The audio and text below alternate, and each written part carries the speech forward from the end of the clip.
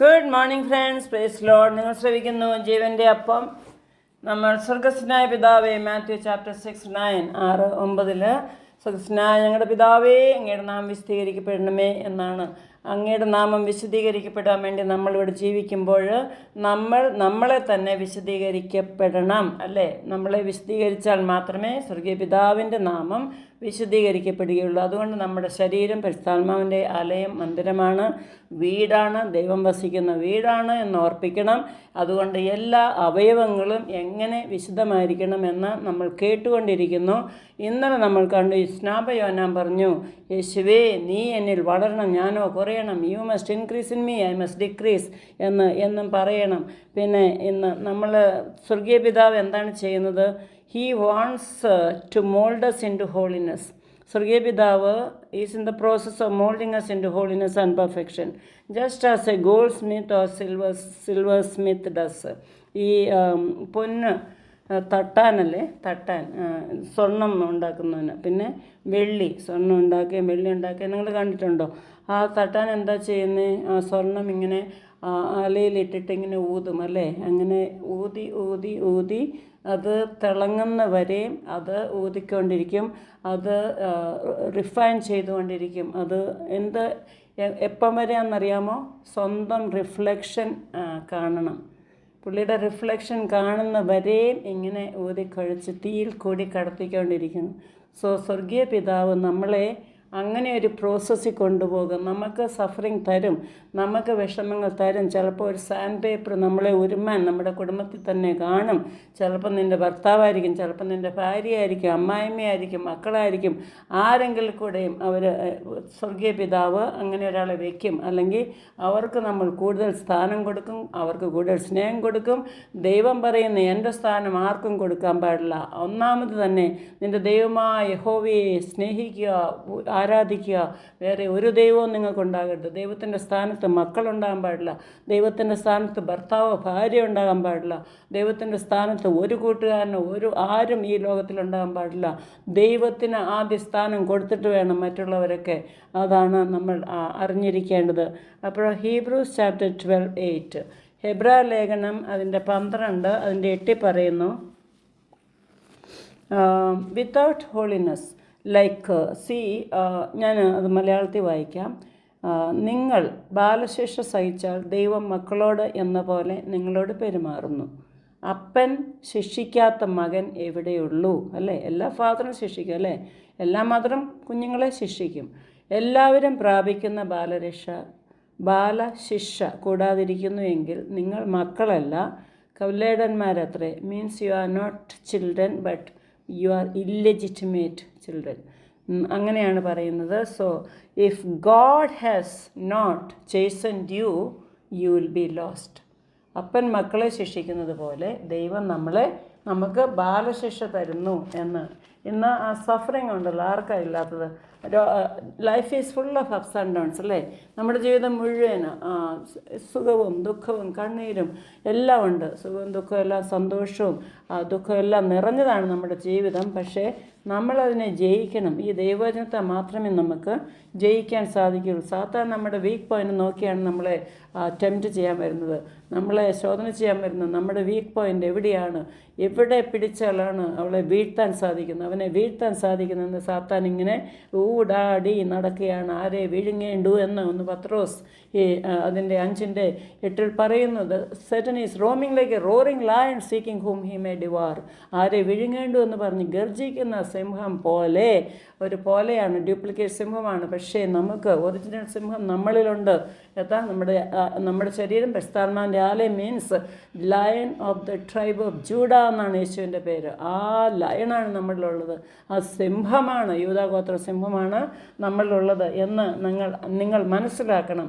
അപ്പോൾ ചെറിയ ടെംപ്റ്റേഷൻ വരുമ്പോൾ നമുക്കത് റെസിസ്റ്റ് ചെയ്യാൻ പറ്റും, നമുക്കത് നോ പറയാൻ സാധിക്കും. അപ്പം അങ്ങനെ ഈ ജീവിതത്തിൽ കഷ്ടങ്ങൾ, നിരാശകൾ, വിഷമങ്ങൾ, മിസ്അണ്ടർസ്റ്റാൻഡിങ് ഇങ്ങനെയെല്ലാം വരും. പക്ഷേ രോഗങ്ങളെല്ലാം വരും. അങ്ങനെയാണെങ്കിലും എന്താ ചെയ്യുന്നത്? അത് ഹെവൻലി ഫാദർ ലവ്സ് യു. സ്വർഗീയ പിതാവ് നിങ്ങളെ സ്നേഹിക്കുന്നു.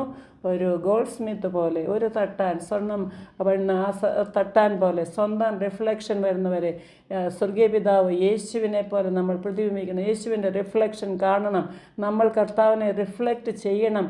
അങ്ങനെ ആ പ്രതിബിംബിക്കുന്ന വരെയും നമ്മളെ അങ്ങനെ ശോധന ചെയ്തുകൊണ്ട് ഉരുക്കി ഉരുക്കി ഉരുക്കി ഹീസ് എ ഹെവൻലി പോട്ടർ.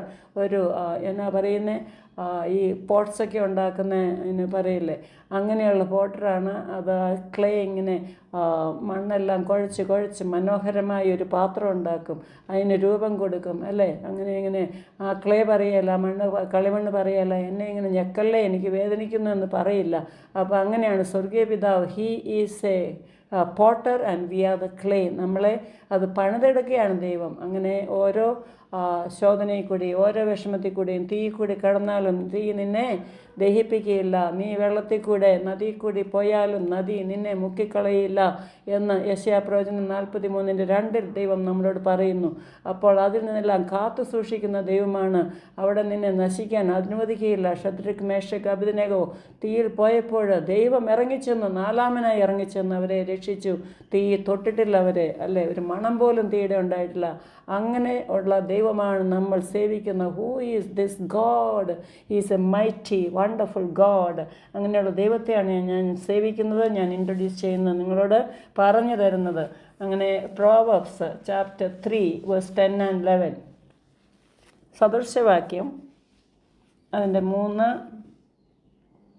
11, 12 വായിക്കാം. മകനെ, യഹോവയുടെ ശിക്ഷയെ നിരസിക്കരുത്, അവൻ്റെ ശാസനയെങ്കിൽ മുഷീകമരുത്.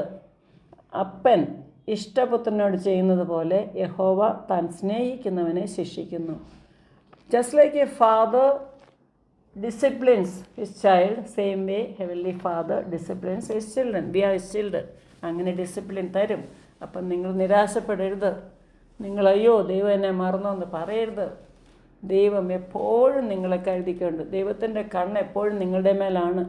ദൈവം ഉറങ്ങുന്നില്ല. 124 സങ്കീർത്തനം അതിൻ്റെ 2-ാം വാക്യത്തിൽ പറയുന്നു, Israel's keeper neither slumbers nor sleeps. 2, 3, 4 വായിക്കുമ്പോൾ കാണാം, ഉറക്കുന്നില്ല, ഉറക്കം തൂങ്ങിയില്ല. എന്തെന്നാണ്? ഉറങ്ങിയ എന്നെ ചെയ്യും? സാത്താൻ നമ്മളെ വിഴുങ്ങിക്കളയും. അതുകൊണ്ടാണ് ഉറങ്ങാതെ കാക്കുന്നത്. എൻ്റെ കുഞ്ഞ്, എൻ്റെ പൊന്നുമോള്, എൻ്റെ പൊന്നുമോന് എൻ്റെ ഉള്ളംകൈയിൽ ഞാൻ വരച്ചിരിക്കുകയാണെന്നാണ് പറയുന്നത്. അപ്പൻ എന്നെ ഒരു അമ്മ തൻ്റെ കുഞ്ഞിനെ മറന്നാലും ഞാൻ നിന്നെ മറക്കുകയില്ല, ഞാൻ നിന്നെ ഉള്ളംകൈയിൽ വരച്ചിരിക്കുന്നു, നിൻ്റെ പേര് എഴുതിയിരിക്കുന്നു എന്ന്. It is A tattoo for God, അല്ലേ? ഒരു ടാറ്റു ദൈവത്തിൻ്റെ ഉള്ളംകൈയിലുണ്ട്. നിൻ്റെ പേരുണ്ട്, തെരേസ എന്നുണ്ട്, നിങ്ങളുടെ പേരുണ്ട്. അങ്ങനെ എല്ലാ ദിവസവും നോക്കും. അത് എൻ്റെ കുഞ്ഞാണ്. ഞാൻ ഫ്രിഡ്ജിൻ്റെ അവിടെയൊക്കെ എൻ്റെ പിള്ളേരുടെ, കൊച്ചുമക്കളുടെ എല്ലാം ഫോട്ടോ ഒട്ടിച്ച് എന്നും കാണും. അവർക്ക് വേണ്ടി ഞാൻ അനുഗ്രഹിച്ച് പ്രാർത്ഥിക്കും. അങ്ങനെ സ്വർഗീയ പിതാവ് ഇത്രയും കരുതൽ നമുക്കുണ്ടെങ്കിൽ സ്വർഗീയ പിതാവ് എങ്ങനെയാണ് ഒന്ന് ആലോചിച്ച് നോക്കിക്കേ. അങ്ങനെ അത്രയും കരുതുന്ന ദൈവമാണ്. അപ്പോൾ നിങ്ങൾ വിഷമങ്ങൾ, സങ്കടങ്ങൾ, ദുഃഖങ്ങൾ, രോഗങ്ങൾ, നിരാശകൾ, അതൊക്കെ വന്നാൽ ഒന്നും നിങ്ങൾ you should not be discouraged. Don't give up. Don't go for suicide and all that. എനിക്ക് എത്രയോ വട്ടത്തിൽ അങ്ങനെ തോന്നി, ആത്മഹത്യ ചെയ്യാൻ പോലും തോന്നി. പക്ഷേ അത് പാപമാണ്. എൻ്റെ അമ്മച്ചി എന്നെ പഠിപ്പിച്ചു. അതുകൊണ്ട് ഞാൻ സഹിച്ച് ക്ഷമിച്ച് എന്നെ ദ്രോഹിച്ചവരോട് ഞാൻ പുറത്ത് ക്ഷമിച്ചാണ് ഇങ്ങനെ ഈ സ്ഥിതിയിൽ എത്തിയെന്ന് ഓർക്കണം. ഞാൻ കടന്നു പോയ പോലെ ആരും പോയിട്ടില്ല. അത്രയും ദുഃഖത്തിൽ, അത്രയും തീ കൂടി എന്നെ കടത്തിക്കൊണ്ട് പോയി, എന്നെ ശോധന ചെയ്തു, എന്നെ വിശദീകരിക്കാൻ വേണ്ടിയാണ് കർത്താവ് ഇതൊക്കെ ചെയ്തതെന്ന് എനിക്കിപ്പോൾ മനസ്സിലാകുന്നു. പിന്നെ എല്ലാം ദൈവം നന്മയ്ക്കായി ചെയ്യുന്നതെന്ന് ദൈവവചനം പറയുന്നു. അങ്ങനെ നിങ്ങളുടെ ജീവിതത്തിലും നിങ്ങൾ അങ്ങനത്തെ വിശ്വാസത്തോടെ ഈ വചനങ്ങളൊക്കെ ഏറ്റെടുക്കുക. ഏതെങ്കിലും ഒരു പ്രോബ്ലം വരുമ്പോൾ, ഒരു ചെറിയ പ്രോബ്ലങ്ങൾ, ബുദ്ധിമുട്ടുകൾ വരുമ്പോൾ സ്വർഗീയ പിതാവ് എന്നെ മെനഞ്ഞെടുക്കുകയാണ്, സ്വർഗീയ പിതാവ് എന്നെ വിശദീകരിക്കുകയാണ്, ഡിസിപ്ലിൻ ചെയ്യുകയാണ് എന്ന്. അപ്പൻ തൻ്റെ ഇഷ്ടമുള്ള മക്കളെ അടിക്കുന്നത് പോലെ, ശിക്ഷിക്കുന്നത് പോലെ സ്വർഗീയ പിതാവ് തന്നെ ഇഷ്ടപുത്രന്മാരെ മാത്രമേ, ഇഷ്ടമുള്ള കുഞ്ഞുങ്ങളെ മാത്രമേ ശിക്ഷിക്കുകയുള്ളൂ.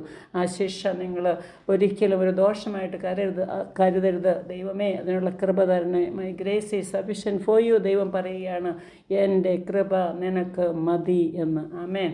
എല്ലാവരും ദൈവം അനുഗ്രഹിക്കട്ടെ. ഈ വചനങ്ങളാൽ ദൈവം ഓരോരുത്തരോടും സംസാരിച്ച് ജീവിതം മാറ്റിമറിക്കുന്നു ഞാൻ വിശ്വസിക്കുന്നു. യേശുവിൻ്റെ നാമത്തിൽ ആമേൻ.